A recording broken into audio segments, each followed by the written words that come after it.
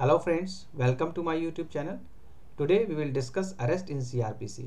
नमस्कार दोस्तों, मेरे YouTube चैनल में आप लोगों का बहुत बहुत स्वागत है। आज हम लोग CRPC में अरेस्ट के प्रावधानों को समझेंगे। अरेस्ट कब कर सकता है, कब किया जा सकता है, पुलिस किसी व्यक्ति को कब अरेस्ट करती है, समन केस क्या होता है, वारंट केस क्या होता है, अरेस्ट और कस्टडी में बेसिक डिफरेंस क्या है, अरेस्ट अगर कोई व्यक्ति हो गया है तो उसके पास क्या लीगल रेमेडीज हैं, क्या लीगल राइट्स हैं, अगर गलत तरीके से किसी व्यक्ति को अरेस्ट कर लिया गया तो उसके खिलाफ उसके लिए क्या रेमेडीज हो सकती हैं। आज हम उन सारे टॉपिक्स को डिटेल में यहाँ कवर करेंगे। लेकिन उससे पहले अगर आपने हमारा चैनल सब्सक्राइब नहीं किया तो please subscribe us and press the bell icon so that you will get the notification on time. So let's begin. What is arrest? Arrest means keeping a person in custody by legal authority. कोई legal authority किसी व्यक्ति को custody में रखती है, that is arrest. Basic meaning of arrest अगर आप जानना चाहते हैं तो एक फेमस केस लॉ है सुप्रीम कोर्ट का, state of Haryana versus Dinesh Kumar 2008. Supreme court has observed the expression arrest has neither been defined in the Code of Criminal Procedure nor in Indian Penal Code or any other enactment dealing with the criminal offences. The only indication as to what would constitute arrest may perhaps be found in section 46 of the code. इसमें supreme court ने यह observe किया कि expression जो arrest है वो कहीं पर ना तो सीआरपीसी में डिफाइंड है, ना आईपीसी में डिफाइंड है और ना ही किसी ऐसे इनएक्टमेंट में जो क्रिमिनल ऑफेंस से डील करता है। अगर आपको अरेस्ट की कॉन्स्टिट्यूशन के बारे में समझना है, where the word arrest is constituted, ये समझना है तो आपको सेक्शन 46 सीआरपीसी का, इसमें से अरेस्ट को कॉन्स्टिट्यूट किया गया है और इसी से अरेस्ट वर्ड को समझा गया है कि अरेस्ट क्या होता है। बेसिकली अरेस्ट जो है वो फ्रेंच वर्ड अरेटर से डिराइव किया गया है। अरेटर का मतलब होता है स्टॉप करना, स्टे करना। नॉर्मल डिक्शनरी मीनिंग जो है उसमें अरेस्ट का मतलब होता है किसी व्यक्ति को अप्रीहेंड करना, किसी व्यक्ति को एक उसके रास्ते को रोकना, उसके मार्ग में रुकावट डालना। In order for forthcoming to answer an alleged और सस्पेक्टेड क्राइम। कोई भी सस्पेक्टेड क्राइम है, पुलिस को संदेह है, संदेह पुलिस को किस किस सिचुएशन में होता है मैं आपको बताऊंगा कि अगर पुलिस के पास ये इत्तला है, कोई इन्फॉर्मेशन आती है, कोई सस्पिशियस इन्फॉर्मेशन आती है, किसी रिनाउंड रिसोर्स से इन्फॉर्मेशन आती है, किसी कहीं ऐसे रिसोर्स से इन्फॉर्मेशन आती है जो मतलब जो जिसके ऊपर विश्वास किया जा सकता है, तो पुलिस को सस्पिक्शन है कि उस व्यक्ति ने कोई अपराध किया होगा या ऐसा व्यक्ति किसी अपराध में संलिप्त हो सकता है, तो पुलिस अरेस्ट कर सकती है। अरेस्ट के सिचुएशन में दो केस आते हैं, एक विद वारंट आता है, एक विदाउट वारंट आता है। ये दो कैटेगरी है that I will explain in detail. First we will understand about the arrest. तो हमने आज मीनिंग ऑफ अरेस्ट को समझा। इसमें हमने state of Haryana versus Dinesh Kumar के बारे में बात की कि सुप्रीम कोर्ट की जो ऑब्जर्वेशन है वो हमारे क्रिमिनल प्रोसीजर कोड के सेक्शन 46 से कॉन्स्टिट्यूट होकर आई है और वो एक्सप्रेशन ऑफ अरेस्ट के मतलब को यहाँ पे बताता है, राइट। अब इसके बाद एक हमारा state of Punjab versus Ajaib Singh भी है। अगर हमारा लीगल डिक्शनरी में देखें तो अरेस्ट का मतलब है सीज्योर और forcible restraint and exercise of the power to deprive a person of his her liberty. किसी व्यक्ति को व्यक्तिगत स्वतंत्रता है, उसकी स्वतंत्रता से रोकना, लिबर्टी जो उसके पास उसको लग रहा है कि उसकी लिबर्टी कहीं ना कहीं इन्फ्रिंज हो रही है, जैसे किसी को उसके घर पर ही हाउस अरेस्ट कर दिया जाता है तो वो भी अरेस्ट है। लाइक उसको वो जेल में तो नहीं डाला गया लेकिन कहीं ना कहीं उसकी जो लिबर्टी है वो बाहर जाने से रिस्ट्रेन किया जा रहा है, आप यहाँ नहीं जा सकते because you are house arrest. So arrest की कई सारे, arrest is very broad term, किसी को फोर्सिबली, लेकिन इसकी जो बेसिक फंडामेंटल है कि किसी को फोर्सफुली सेज्योर करना, रिस्ट्रेन कर देना, जो अपनी नॉर्मल एक्सरसाइज है, लिबर्टी है उसकी, उसमें किसी भी तरह का अवरोध उत्पन्न करना अरेस्ट है। आइए हम इसको और अच्छे समझते हैं। State of Punjab versus Ajaib Singh.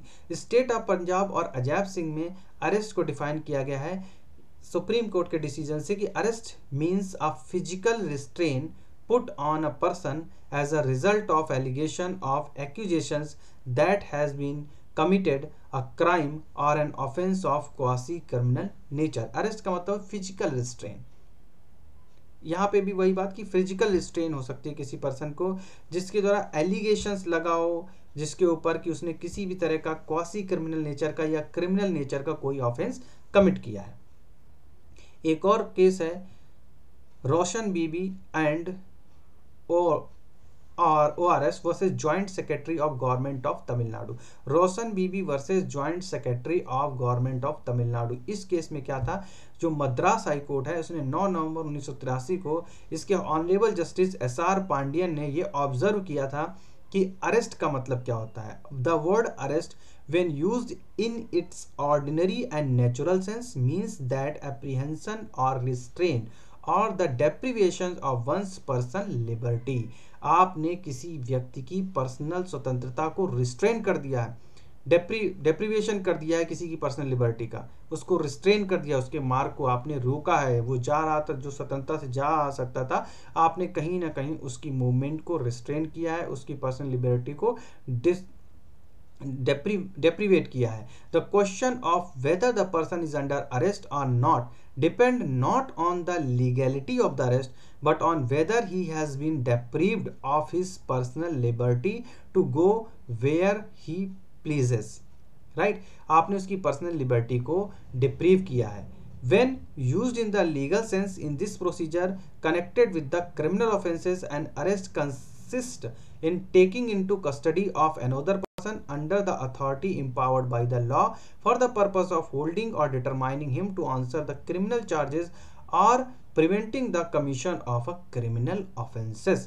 किसी व्यक्ति को आपने क्रिमिनल चार्जेस के बिहाफ पे रिस्ट्रेन किया है या फिर किसी भी क्रिमिनल चार्जेस उसके ऊपर शक है, आपको सस्पिशन है कि ये व्यक्ति क्रिमिनल एक्टिविटीज में भाग ले सकता है, या सस्पिशन किसी रेनॉल्ड रिसोर्स से आपके पास आई है कि बिल्कुल आपके विश्वसनीय सूत्रों से आपको पता चला है कि फला फला आदमी कोई फला फला क्राइम कर सकता है, तो अवॉइड दैट क्राइम, और उसका नेचर जो है वो कॉग्निजेबल टाइप का है, that is type of cognizable offence, वो कॉग्निजेबल ऑफेंस हो सकता है, तो आप उसको पुलिस उसको कस्टडी में ले सकती है, उसको अरेस्ट कर सकती है। The essential element to constitute an arrest in above sense are that there must be an intent to arrest under the authority। यानी कि कोई भी किसी व्यक्ति को ऐसे अरेस्ट नहीं कर सकता है, एक अथॉरिटी होगी, लॉफुल अथॉरिटी होगी, उसके द्वारा किसी व्यक्ति को अरेस्ट किया जा सकता है। नॉर्मली पुलिस ऑफिसर अरेस्ट करता है, लेकिन कोई भी लॉफुल अथॉरिटी इसको अरेस्ट कर सकती है। कई मौकों पे जो मजिस्ट्रेट होता है वो भी अरेस्ट कर सकता है। Accompanied by seizure or detention of a person in manner known to the law which is so understood by the person arrested। और जो व्यक्ति अरेस्ट हुआ है उसको भी ये अंडरस्टैंड होना चाहिए कि हाँ उसका अरेस्ट हुआ है, वो अरेस्ट हो चुका है। ऐसा नहीं है कि उस व्यक्ति को पता ही नहीं है और वो अरेस्ट हो चुका है, ये नहीं, उसको पता होना चाहिए कि व्यक्ति को समझ होनी चाहिए कि हाँ वो अरेस्ट हुआ है। फर्दर, कस्टडी में amount to arrest in certain cases but not in all cases. देखो कस्टडी और अरेस्ट में बहुत बारीक सा डिफरेंस है। अगर कोई व्यक्ति कस्टडी में है तो कस्टडी में amount to arrest, custody arrest हो सकता है कुछ केसेस में, लेकिन सारे केसेस में ऐसा नहीं हो सकता। अगर कोई व्यक्ति अरेस्ट हुआ है तो कस्टडी में तो है, मतलब वो कस्टडी में रहेगा, लेकिन अगर कोई किसी व्यक्ति की कस्टडी है तो उसका मतलब सारे केसेस में ऐसा नहीं होगा कि वो अरेस्ट ही हुआ है। In this case Roshan Bibi versus joint secretary of government of Tamil Nadu Madras high court ने ऑब्जर्व किया custody and arrest are not synonyms terms and observe that it is true that in every arrest there is a custody but not vice versa. अगर arrest है तो मतलब custody है, custody में है व्यक्ति, लेकिन अगर किसी व्यक्ति को कस्टडी में रखा गया है तो जरूरी नहीं है कि वो अरेस्ट हुआ है। सब सर्टेन केसेस में ये जरूरी नहीं है कि किसी व्यक्ति को कस्टडी में रखा गया है, उसकी कस्टडी ली गई तो वो अरेस्ट ही हो। कस्टडी में amount to arrest in certain cases but not in all the cases. तो ये वेरी फेमस केस लॉ है। इससे अरेस्ट के प्रावधानों को, अरेस्ट की मीनिंग को मैंने आपको समझाने की कोशिश की है। अब हम बात करते हैं अरेस्ट कितने तरह का होता है। Arrest are defined in 2 categories. Basically arrest को हम 2 कैटेगरी में डिवाइड कर सकते हैं, arrest with warrant and arrest without warrant. So what is that, let's discuss. So यहाँ पे हम बात करते हैं अरेस्ट को दो कैटेगरी में डिवाइड कर सकते हैं, arrest without warrant and arrest with warrant. अगर हम अरेस्ट विदाउट वारंट की बात करते हैं तो हम करते हैं सेक्शन 41। सेक्शन 41 में अरेस्ट विदाउट वारंट को समझा रखा है और अरेस्ट विद वारंट 72 लेके 72 81 और बाकी अरेस्ट के प्रोविजन हम 41 से 60A तक देखेंगे आज। तो सेक्शन 41 क्या है? जब पुलिस ऑफिसर किसी व्यक्ति को अरेस्ट कर लेता है, एनी पुलिस ऑफिसर में without any order from magistrate. देखो पुलिस ऑफिसर जब अरेस्ट करता है तो ये कहा जाता है कि पुलिस ऑफिसर को या तो किसी मजिस्ट्रेट ने ऑर्डर दिया है कि आप उसे अरेस्ट कीजिए, या फिर उसने कोई ऐसा कॉग्निजेबल ऑफेंस किया है जिसकी वजह से उसको अरेस्ट करने के ऑर्डर पास कर दिए जाते कि इसको अरेस्ट किया जाए। उसके पास वारंट होता है अरेस्ट का। लेकिन एक तो कैटेगरी होगी कि उसके पास अरेस्ट वारंट है, एक है अरेस्ट वारंट नहीं है लेकिन फिर भी वो अरेस्ट कर लेता है। किन सिचुएशन में? जब अगर उसके पास मजिस्ट्रेट ने कोई आदेश नहीं दिया उसको अरेस्ट करने का पुलिस ऑफिसर को, और ना ही उसके पास वारंट है, वारंट भी नहीं है उसके पास, लेकिन फिर भी अरेस्ट वो पुलिस ऑफिसर किन किन सिचुएशंस में कर सकता है। तो वो सिचुएशन कौन सी हैं कि जो ऑफेंस होता है वो कोई व्यक्ति है उसने कोई कॉग्निजेबल ऑफेंस किया है,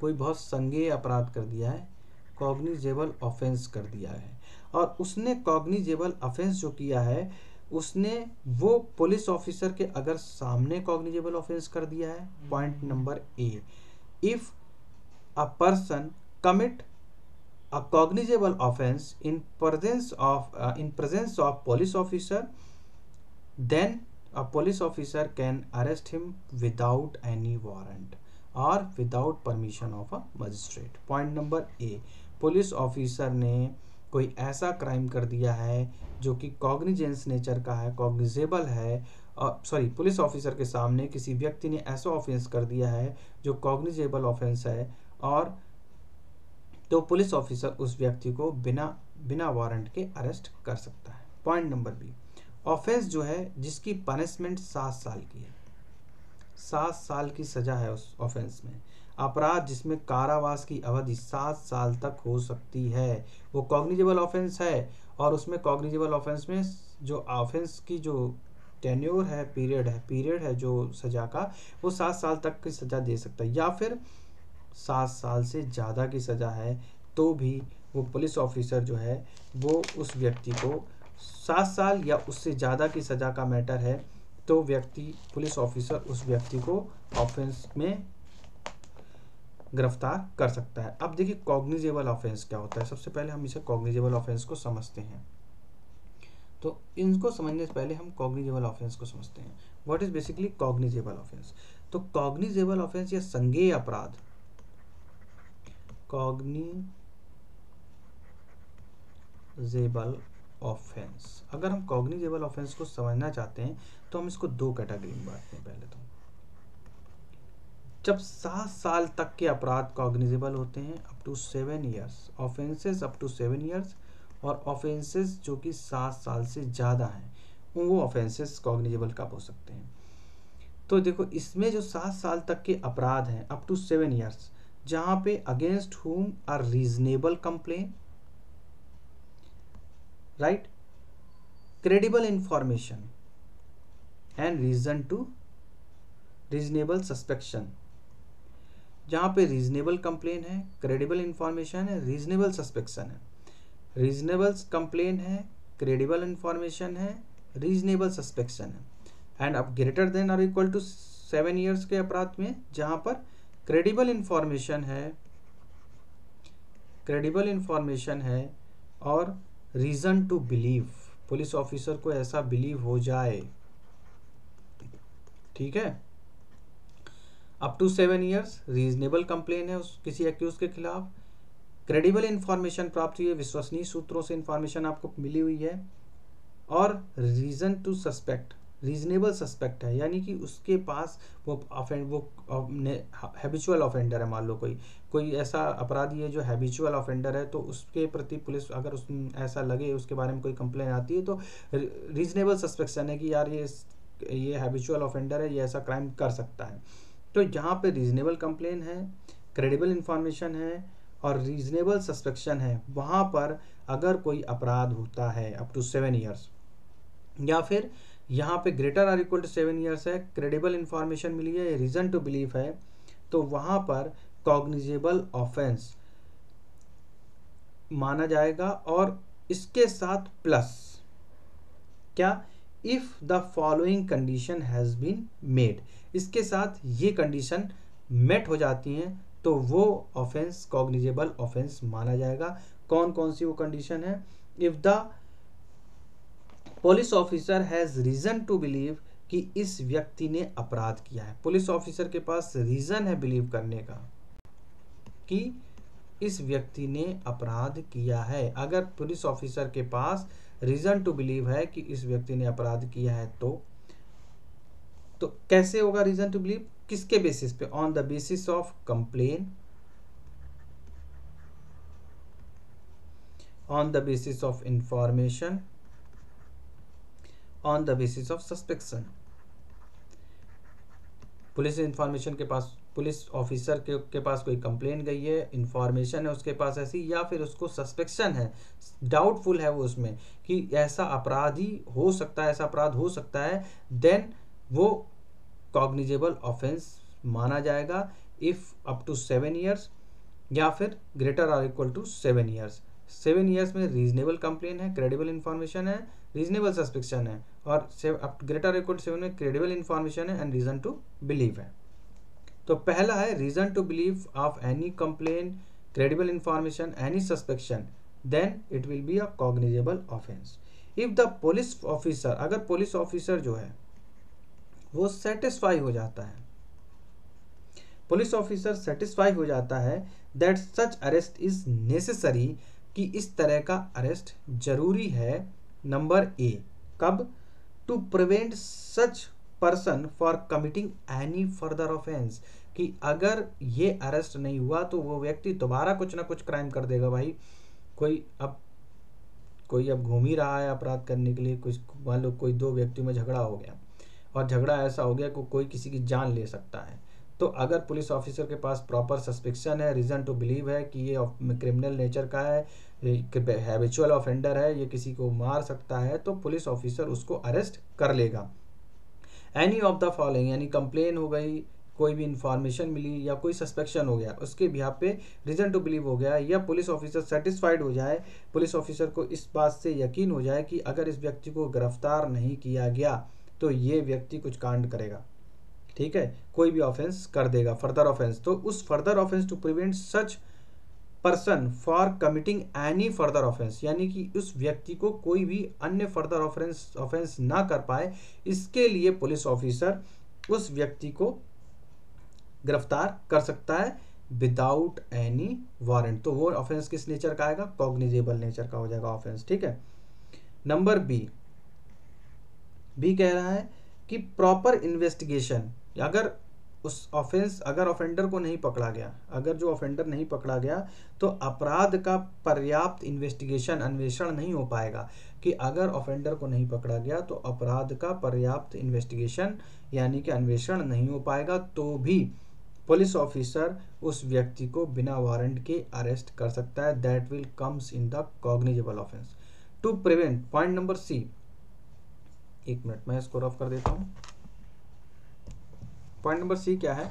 to prevent such person from, point number C, to prevent such person, 1 second, right, to prevent such person from causing the evidence of the offense to disappear or tampering with such evidence to any manner, यानी कि वो किसी भी evidence को मिटा सकता है, evidence को क्या कर सकता है? टेम्पर कर सकता है। अगर उसको नहीं पकड़ा गया तो वो एविडेंस को टेम्पर कर देगा या एविडेंस को गायब कर सकता है, तो इसके लिए उसको जरूरी है कि उसको पकड़ा जाना, यानी एविडेंस गायब कर सकता है। नंबर डी, हिंदी मूवी में देखते हो कि कोर्ट में ना जा पाए, उड़ा दो रास्ते में, या विटनेस को मार दो, विटनेस कोर्ट में नहीं जाना चाहिए गवाही देने के लिए।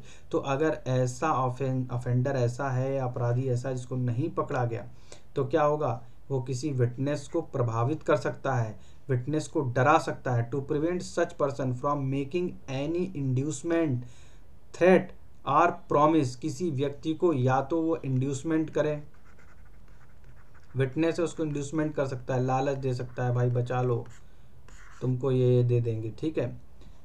थ्रेट कर सकता है, धमकी दे सकता है, डरा धमका सकता है, या उसको प्रॉमिस कर सकता है। Any person acquainted with the fact of the case, तो यानी कि वो किसी भी फैक्ट को प्रभावित कर सकता है, so as to dissuade him from disclosing such fact to the court और to the personal police officer. ऐसा लगता है कि वो किसी भी प्रभाव में आके विटनेस को प्रभावित कर सकता है। कुल मिला के ये है कि विटनेस को वो प्रभावित कर सकता है, तो उसको वहाँ पे ये डिटेन, गिरफ्तार किया जा सकता है बिना किसी वारंट के। Number E, unless such person is arrested, his presence in the court whether required cannot be ensured। जब तक ऐसा व्यक्ति गिरफ्तार नहीं किया जाता है, न्यायालय में उसकी उपस्थिति किसी भी प्रकार से सुनिश्चित नहीं की जा सकती। यानी कि वो व्यक्ति आएगा ही नहीं बुलाने पे, कोर्ट बुलाएगी तो कोर्ट को ऐसा सस्पेक्शन है कि जब उसको बुलाया जाएगा तो वो आएगा नहीं, तो उसको पहले से ही डिटेन कर लिया जाएगा, उसको गिरफ्तार कर लिया जाएगा। पुलिस अधिकारी ऐसी गिरफ्तारी के दौरान लिखित में अपने कारणों को लेखबद्ध करेगा कि अगर इसको गिरफ्तार नहीं किया गया साहब तो ये भाग जाएगा, और कोर्ट बुलाएगी तो ये आएगा नहीं, तो गवाही देने नहीं आएगा तो केस पेंडिंग पड़ा रहेगा। तो इसलिए इस तरह के अपराधों में ऐसे व्यक्ति को गिरफ्तार किया जाना बहुत जरूरी है, राइट। तो ये है सेक्शन 41। आज के लिए इतना ही। अब हम कल सेक्शन 41 को और 41A, 41B, 41C, 41D discuss करेंगे। फिर 41 से लेकर 60 तक के जितने सेक्शंस हैं हम उनको डिटेल में डिस्कस करेंगे। तब तक के लिए thank you, good luck, thank you for watching.